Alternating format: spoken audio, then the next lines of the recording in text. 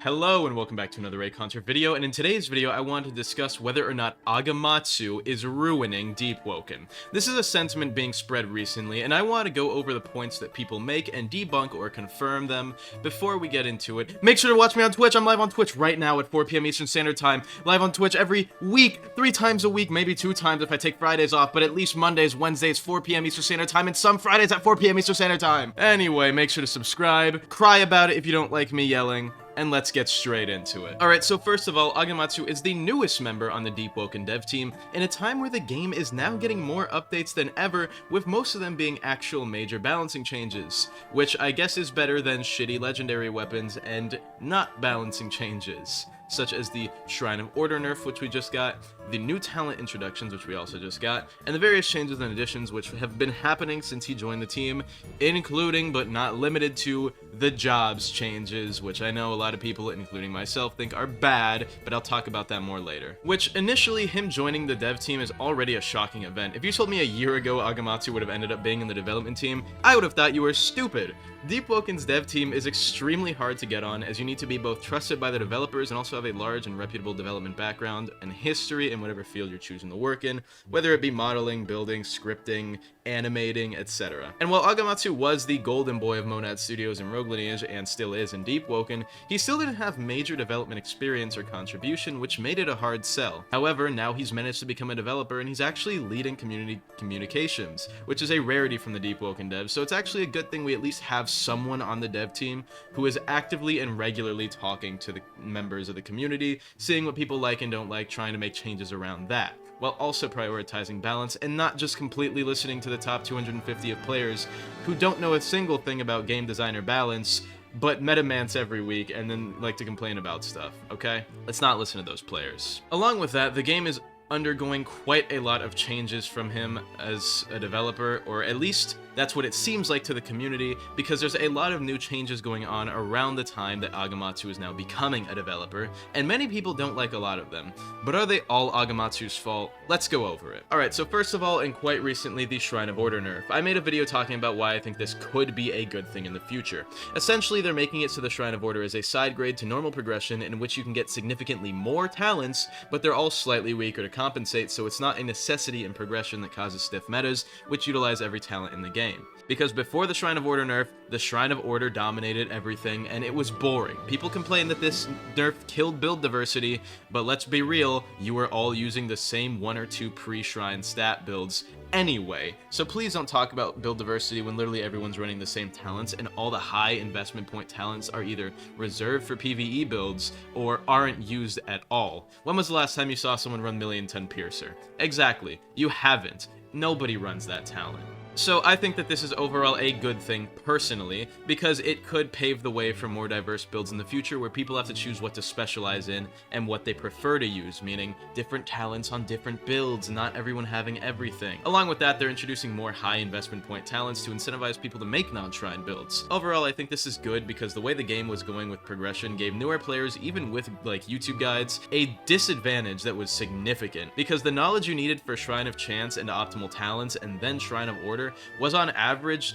more than you would get for like being power 10 and then going to the Shrine of Order, so you needed a Moon's Eye to progress optimal builds before, which was stupid, obviously. Why should I need a rare relic in order to make my build on par with other people's builds? It's a dumb system. Now, the main argument I heard from a small YouTuber I know, I'll give him a bit of a shout out since I like helping minuscule tiny content creators, this guy named The Real Punchy, right? So he was arguing nerfing Shrine was bad because it rewarded bad build making. Since using the Shrine of Order is higher effort, or so some people think, then it should be better because then it rewards people for good build making.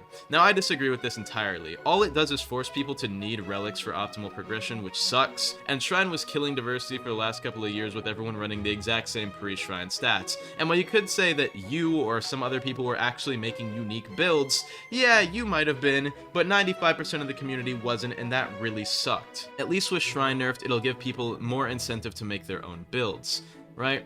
With everyone running the same pre-shrine stats, it was kind of lame, and a lot of people were blaming Agamatsu for this update initially, saying he's killing build diversity, killing DEEPWOKEN, ruining everything. But in reality, lots of the updates we see aren't just him.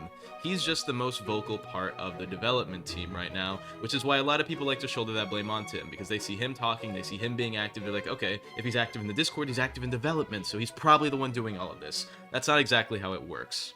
For example, Dexarius, one of the other developers, has been openly critical of the Shrine of Order since its conception, and has openly talked about wanting to nerf or even kill it on several occasions. If it were up to Dex, the Shrine of Order would have never gotten added, right? And while he didn't directly nerf the Shrine of Order himself, since it's not his job, he does take the blame personally for why it was nerfed, being the main inspiration behind the changes. But when it initially happened, people directly blamed Agamatsu, and he's even gotten death threats over the various changes happening within DEEPWOKEN, which is crazy because it's a Roblox game. But in reality, if you wanted to blame somebody for the Shrine nerf, it would probably be Dex. Now, he didn't do it directly, but he is pretty much the reason why it happened and takes responsibility for that. Good job, Dex. I think this was a good change. I think you're on the right side of history. Anyway, along with that, the jobs changes. This was actually an update I do believe was awful. The jobs update essentially made it so they fixed jobs stacking, or at least fixed it, because it really isn't a good fix in my opinion. Essentially, they didn't want people spamming spawns on jobs by taking like 10 at a time, and then running into the spawn areas and stacking mob spawns. No idea why, because it's not really a problem, but they removed this and made the job spawn further, or maybe it was an accident, because, I mean, people seem, on the dev team at least, seem a little bit confused by it. It's weird. Regardless, it now takes significantly longer to progress, because you can't stack jobs and they're harder to do individually. I have no idea who made this change. Actually, I don't know if it was Agamatsu or someone else on the dev team, but that's kind of the point, right? Too many people are giving Agamatsu the sole blame for any negative or negatively perceived changes to the game without considering the fact that there are at least 3 other devs who do the scripting for DEEPWOKEN, and it's not just him. Just because he's new on the team doesn't mean every change that's new is happening. It's a development team that works on the game. They haven't just abandoned DEEPWOKEN and left it to Agamatsu, no matter how much it may feel like that. But when we really get into it, Archmage and Reaconteur don't talk to the community anyway. And I can already see the top comment on this video literally just being the word yes, and while it's kind of funny, it is probably mostly inaccurate.